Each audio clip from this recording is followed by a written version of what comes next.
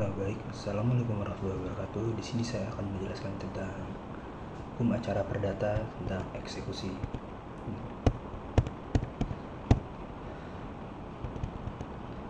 Pengertian eksekusi itu pelaksanaan secara resmi suatu putusan pengadilan di bawah pimpinan Ketua Pengadilan menurut Abdul Qadir Muhammad. Mengapa harus ada eksekusi? Akhir dari pemeriksaan perkara ialah putusan, namun dengan putusan persoalan belum berakhir. Putusan harus dapat dilaksanakan atau dijalankan. Suatu putusan tidak berarti ketika tidak dapat dilaksanakan. Olehnya, putusan hakim mengandung kekuatan eksekutorial.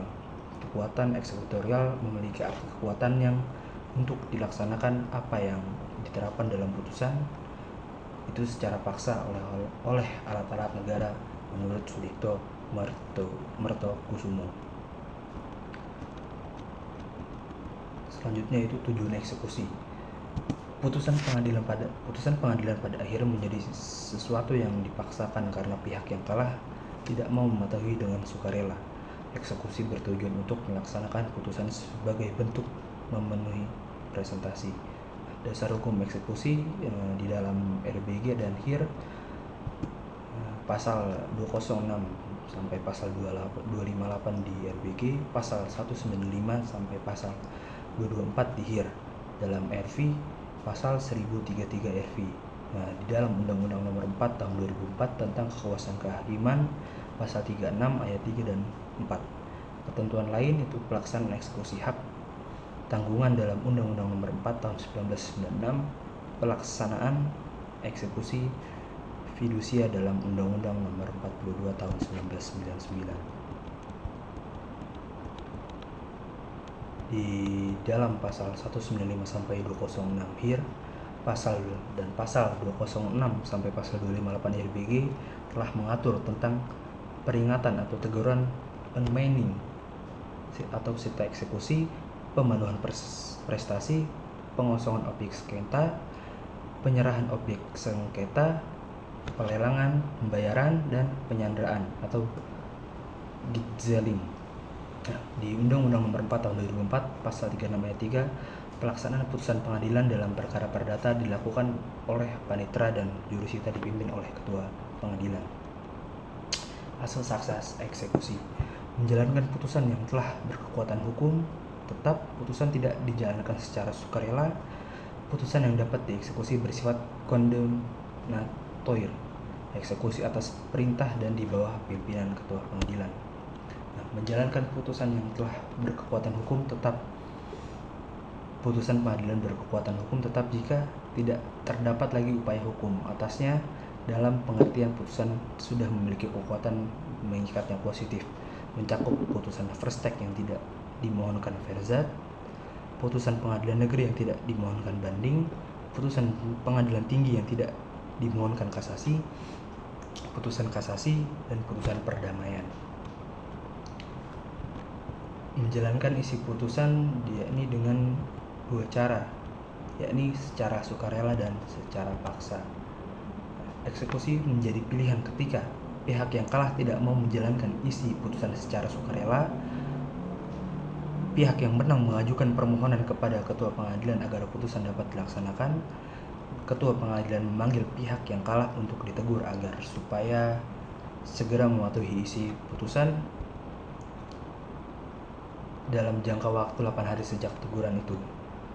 Dalam pasal 207 RBG atau pasal 196 HIR.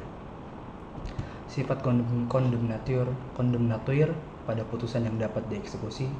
Pengertiannya, putusan yang bisa dieksekusi merupakan putusan sifat yang hukum. Putusan inilah yang dimaksud sebagai bersifat kondemnatoir. Selanjutnya, proses eksekusi. Proses eksekusi itu ada pertama permohonan diajukan kepada ketua pengadilan negeri oleh pihak yang menang.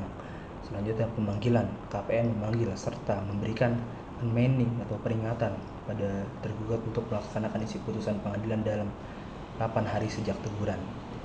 Selanjutnya perintah eksekusi dapat dilanjutkan ke tahap ini ketika peringatan diabaikan, keluar surat penetapan perintah eksekusi. Selanjutnya yaitu pelaksanaan eksekusi.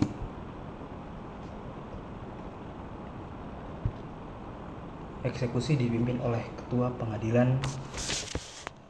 Yang pertama yaitu perintah eksekusi oleh ketua pengadilan dalam bentuk surat penetapan. Yang kedua, pelaksana ialah panitera atau jurusita dan dibantu oleh sekurang-kurangnya 2 orang saksi.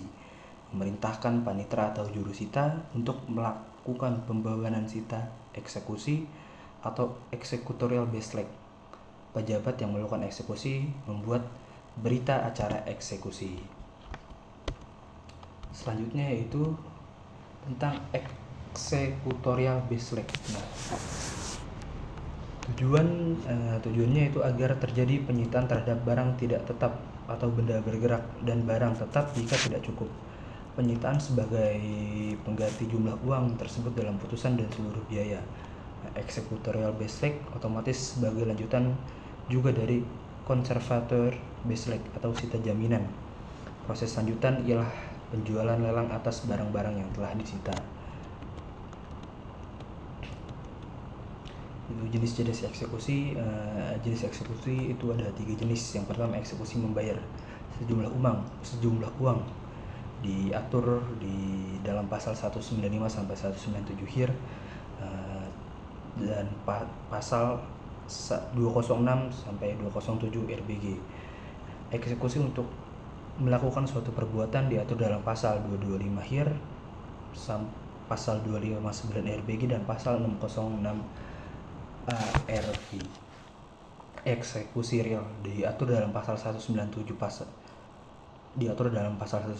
pasal 198, pasal 200 ayat 11 HIR, pasal 208 218 ayat 2 RBG dan pasal 1033 RV.